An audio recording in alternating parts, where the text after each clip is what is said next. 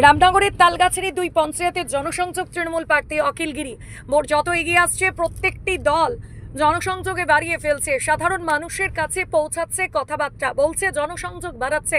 2024 সালে পশ্চিমবঙ্গ বিধানসভা নির্বাচনের ডামাডোল বিভিন্ন দলের বিধায়ক ও প্রার্থীর নিজ নির্বাচনী এলাকায় নিবিড় জনসংযোগ ও প্রচার শুরু করেছেন।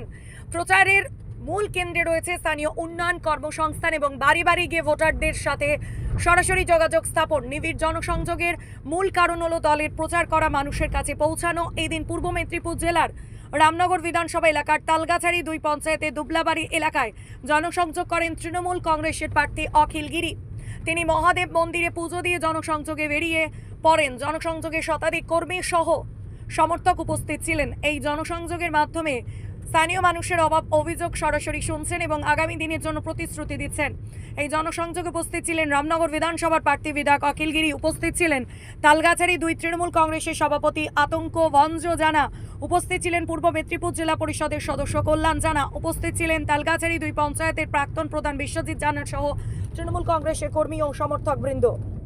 এটা জনসংযোগ করলাম, মানে এটা তো আমাদের প্রার্থী হিসাবে দায়িত্ব মানুষের কাছে যাওয়া। তা আজকে গ্রামের সমস্ত ঘরের মানুষরা বেরিয়ে আজকে আমাদের সাথে এসে আরাধনা, মানে দেবাদিদেব মহাদেবের আরাধনা করে গোটা গ্রাম ঘুরলাম।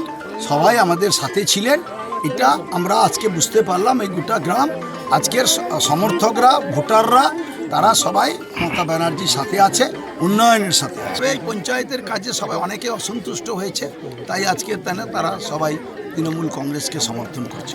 আমরা তালগাছারি 2 নম্বর গ্রাম পঞ্চায়েত এলাকায় সর্বত্র জনসংযোগ করছি।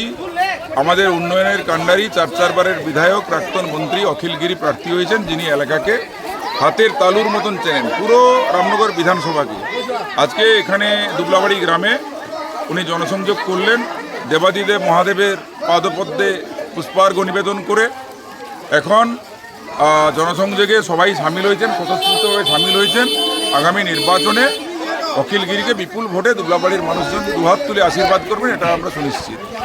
তাদেরকে বার্তা দিচ্ছি, সবাই একজোট হয়ে ভারতবর্ষের কেন্দ্রীয় সরকার যে জনবিরোধী সরকার রয়েছে, সেই সরকারকে উৎখাত করতে হবে এবং বাংলাকে ধ্বংস করার জন্য যে চক্রান্ত বিজেপি করছে, সেই চক্রান্তকে ব্যর্থ করতে হবে এবং উন্নয়নের ধারাকে অব্যাহত রাখতে মমতা ব্যানার্জির হাতকে শক্ত করতে হবে। এইটুকুই আমরা কর্মী সমর্থকদের।